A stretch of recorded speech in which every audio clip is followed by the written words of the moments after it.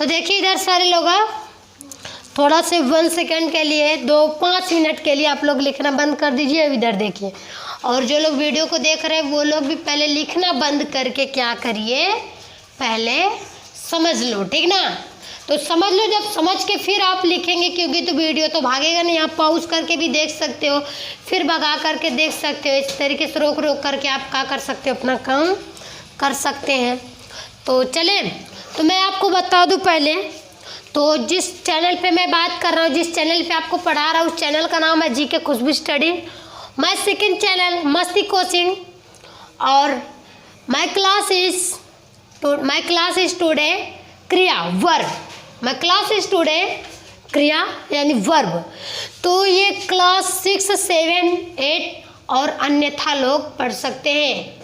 हेतु यानी कि 8 के ऊपर वाले भी बच्चे पढ़ सकते हैं। अगर 1 से 5 तक के बच्चे पढ़ेंगे तो मेरे ख्याल से लगता है कुछ लोग को समझ में नहीं आएगा, और 2% को समझ में आएगा। क्योंकि मेरे यहाँ पे जब मैं ये चीज़ पढ़ाता था तो एक लड़का 2 में 3 में है, और वो भी पूरा याद करता, तो वो इस चीज़ को लिखता है। वो भी क्या बना के रखा है, सब्जेक्ट बना के रखा है। तो मेरे ख्याल से सबको देखना चाहिए, बाकी आपकी मर्जी। तो देखिए, सबसे पहले वर्ब की हम आपको बता देते हैं डिफिनेशन।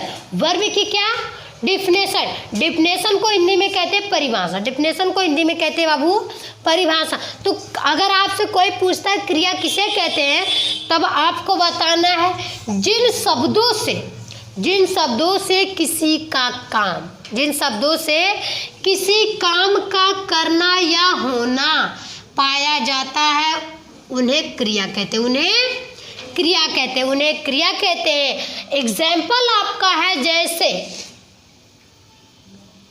मैं हिंदी नहीं जल्दी लिख पाता हूँ यार।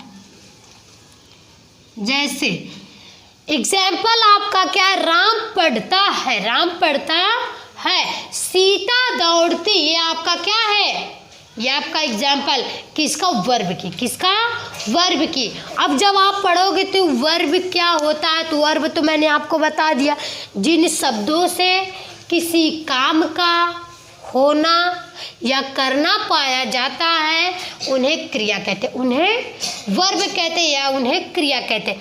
एग्जाम्पल के तौर पे आपका राम पढ़ता है, सीता दौड़ती है, सीता खाना बनाती है, मोहन गाना गाता है।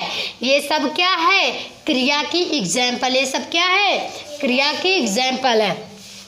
तो अब आप करेंगे क्रिया के भेद। सर्वप्रथम आपको मैं बताऊं क्रिया का भेद। तो भेद मतलब होता है भाग मतलब होता है प्रकार, भेद मतलब होता है भाग मतलब होता है प्रकार।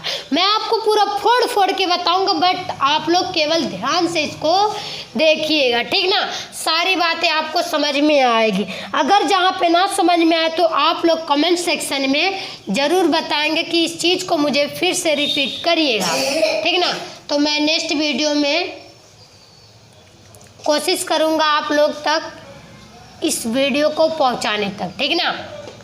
तो क्रिया के भेद यानी क्रिया के कितने प्रकार हैं, तो क्रिया के 2 प्रकार हैं। कितने प्रकार हैं, क्रिया के 2 प्रकार हैं। पहली है अकर्मक क्रिया, फर्स्ट क्या अकर्मक क्रिया, सेकंड है सकर्मक क्रिया। अब आपको मैं इसका एग्जाम्पल क्या, हाँ चलिए, अकर्मक क्रिया किसे कहते हैं। अकर्मक क्रिया के डेफिनेशन डाल लीजिएगा। तो वह क्रिया जिसमें कर्म की आवश्यकता नहीं होती है, यानी वह क्रिया जो काम करने वाला उसमें क्या कर्म की कोई आवश्यकता ही नहीं हो। मुझे कर्म नहीं करना है, जैसे लोग कहते हैं ना कि कर्म करोगे तो फल मिलेगा, तो इसमें कर्म की आवश्यकता नहीं, अपने आप ये क्या हो जाएगा, हमें फल मिल जाएगा। वह क्या कहलाएगा, अकर्मक क्रिया कहलाता, वह अकर्मक क्रिया कहलाता। एग्जाम्पल में मैं दौड़ता हूँ, क्या मैं कर्म कर रहा हूँ, मैं दौड़ता हूँ। कृष्ण आता है, बच्चा सो रहा है, ये सब कर्म नहीं कर रहा, ये सब कर्म नहीं कर रहा। तो जिसमें कर्म की आवश्यकता ही ना हो, कर्म की बात ही ना आती, तो वह क्या कहलाएगा, अकर्मक क्रिया कहलाता। कौन से कहलाता है, अकर्मक क्रिया कहलाता। क्या अकर्मक क्रिया कहलाता। बहुत ज़्यादा खांसी आ रही का। दवा नहीं लेकर आए थे? दवा खा पी के आया करो।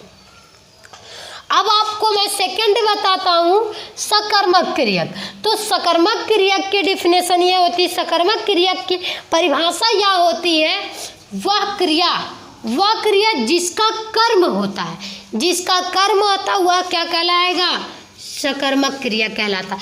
अब आप लोग केवल ऐसे जानेंगे अकर्मक और सकर्मक में कि यानी कि अकर्मक वह होती है जिसमें कर्म की कोई भी आवश्यकता नहीं होती है, उसे हम अकर्मक क्रिया कहते हैं। और सकर्मक वह क्रिया होती है जिसमें कर्म की आवश्यकता होती है, वह सकर्मक क्रिया कहलाती है, वह सकर्मक क्रिया कहलाती। तो देखिए मैं 2 वर्ड से कितने आपको इतने आसानी से याद हो गया कि नहीं? बहुत आसान है ना, तो इसको तो भूलने वाली बात है ही नहीं। एग्जाम्पल आपका है, गाय घास चरती है, ये क्या कर रहा है? कर्म कर रहा है। जब वो चरेगी, जब वो नोच कर खाएगी, घासों को तोड़ कर खाएगी, मुंह में चबाएगी, उसके पेट में जाएगा तभी उसका पेट भरेगा, उसके पेट में जाएगा तभी उसका पेट भरेगा। और राम रोटी खाता है, राम भी पहले तोड़ेगा, उसको खाएगा, तब उसका पेट भरे। ये क्या कर रहा है? कर्म कर रहा है, तो उसका फल मिलेगा, खाएगा तो पेट जरूर भरेगा ना कि नहीं भरेगा? अब जैसे इसमें आ गया, रागिनी पढ़ती है, तो रागिनी भी क्या कर रही है? कर्म कर। रागिनी क्या कर रही है? कर्म कर। जब वो पढ़ेगी तो उसका फल जरूर मिलेगा उसे, ऐसा तो है नहीं कि फल नहीं मिलेगा, ठीक ना?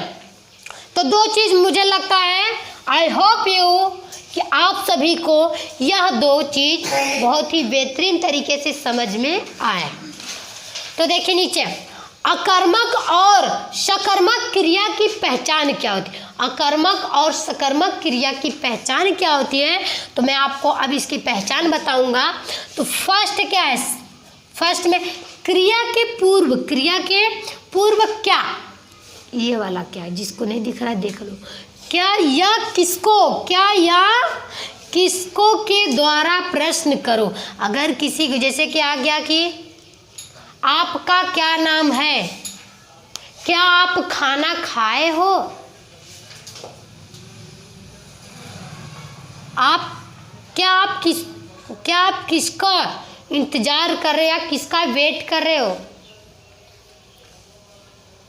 क्या किसी को लेकर जा रहे हो, ये सब क्या है? यानी दिया है ना, क्या या तो क्या और किसको के द्वारा प्रश्न करो, किसी से प्रश्न ऐसा करो, यदि उत्तर हाँ में आए तो। अगर आप ये प्रश्न को कर रहा है और उत्तर हाँ में आ सकता है, उत्तर हाँ में आ जाए तो वो क्या? सकर्मक क्रिया कहलाए। कौन सी? सकर्मक क्रिया कहलाए। यदि उत्तर ना आए, यदि उत्तर में आए तो, यदि उत्तर में ना आए तो अकर्मक क्रिया कहलाती है। तो क्या? अकर्मक क्रिया हमें समझनी चाहिए, हमें अकर्मक क्रिया समझनी चाहिए। सेकंड आपका है, वाक्य की क्रिया को भूतकाल में परिवर्तित कर दो। यदि ऐसा करने पर कर्ता के बाद ने लग जाए, ऐसा करने पर कर्ता के बाद ने लग जाए तो उसे हम सकर्मक क्रिया हमें सकर्मक क्रिया समझना चाहिए, तो उसे सकर्मक क्रिया समझना चाहिए। अन्यथा अकर्मक में, जैसे मोहन पढ़ता है, से मोहन पढ़ा, ये अकर्मक है ना। जैसे मोहन पढ़ता है, से मोहन पढ़ा, तो इसी तरह जैसे यहाँ पे से लगा, सकर्मक में आपको क्या करना है? वहीं पे ने लगाना है कि मोहन पढ़ता है, ने मोहन पढ़ा, मोहन ने पढ़ा या ने मोहन पढ़ा। तो ये क्या? ये सकर्मक, यानी कि बोलने पे क्या, यदि ऐसा करने पर कर्ता के बाद ने शब्द अलग जाता है तो उसे हम क्या कहलाएंगे? सकर्मक क्रिया कहते हैं। अन्यथा अकर्मक में जैसे मोहन पढ़ता है से मोहन पढ़ा, श्याम दौड़ता है से श्याम दौड़ा, से श्याम दौड़ा, तो वो अकर्मक हो गया। तो उपर्युक्त के अतिरिक्त क्रिया निम्न प्रकार की होती है, निम्न प्रकार की होती है। पहला आपका द्विकर्मक क्रिया। द्विकर्मक क्रिया किसे कहते हैं? वह सकर्मक क्रिया जिसमें दो कर्म आए, द्विकर्मक क्रिया कहलाती है, द्विकर्मक क्रिया कहलाती। जैसे में एग्जाम्पल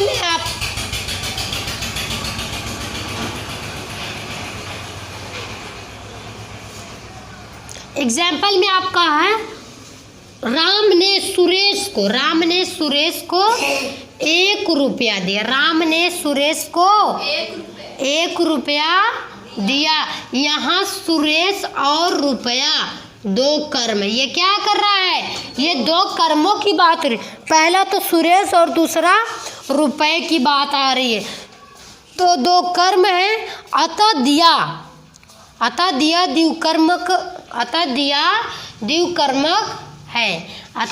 द्विकर्मक क्रिया है। तो अब आपको हम सेकंड पोजीशन पे लेकर जाएंगे। चलिए आगे बढ़ो जी। जो हमने नीचे आपको लिखाया था पहला वाला क्या लिखाए थे हम? द्विकर्मक क्रिया लिखाए थे। अब सेकंड वाला क्या है? प्रेरणार्थक क्रिया। अब इसकी डिफिनेशन क्या है? ऐसी क्रियाएं कर्ता से काम ना करा के किसी अन्य से कार्य कराती है, किसी भी अन्य से कार्य करा लेती है। जैसे राम ने श्याम से पुस्तक मंगवाई। अब राम क्या कर रहे हैं? दूसरे से काम करा रहा है, अपने नहीं ले रहा है ना। राम ने श्याम से पुस्तक मंगवाई। यहाँ राम क्या है? कर्ता। यहाँ राम क्या है? कर्ता है।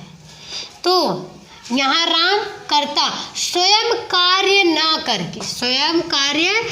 करके श्याम से अतः मंगवाई प्रेरणार्थक क्रिया है। अगर किसी दूसरे से यानी अपना काम करके नहीं, दूसरे से करवा के अपनी ही काम किसी से करवाया जाता है तो उसे क्या कहेंगे हम? प्रेरणार्थक क्रिया। अब तीसरा क्या है? संयुक्त क्रिया। जो अन्य क्रियाओं के साथ मिलकर आती है। जैसे मैं पढ़ चुका, सारे चीज़ को क्या कर दिया? मैं पढ़ चुका हूँ। ये सब नहीं कहते। मैं 10 पढ़ चुका, हाँ पास हो गया हूँ, नहीं कहते हो। तो पढ़ चुका, उस सारी चीज़ को क्या कर रहा है? मिला करके आती है। तो जैसे मैं पढ़ चुका, तो वो क्या? संयुक्त क्रिया कहलाएगी। क्या? संयुक्त क्रिया कहलाएगी। अब क्या है? चौथा है आपका है पूर्वकालीन क्रिया। पूर्वकालीन क्रिया की डिफिनेशन है वह क्रिया जो मुख्य क्रिया से पहले समाप्त हो जाती। मुख्य क्रिया शुरू होने से ही पहले समाप्त हो जाती। जैसे मैंने नहाकर खाना खाया, वो समाप्त हो रहा है।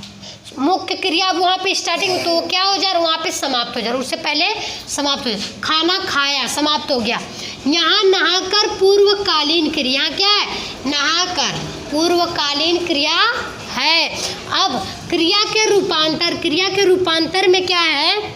संज्ञा या सर्वनाम आदि अन्य विकारी शब्दों की भांति क्रियाओं के रूप से भी जो परिवर्तित या विकार होता है, उसी को क्रियाओं का रूपांतर कहते हैं। क्रियाओं के रूप 5 बातों द्वारा बदल दिए जाते हैं। पहला वाच्य, दूसरा काल, तीसरा पुरुष, चौथा लिंग और पांचवा आपका है वचन से। क्या है? वचन से।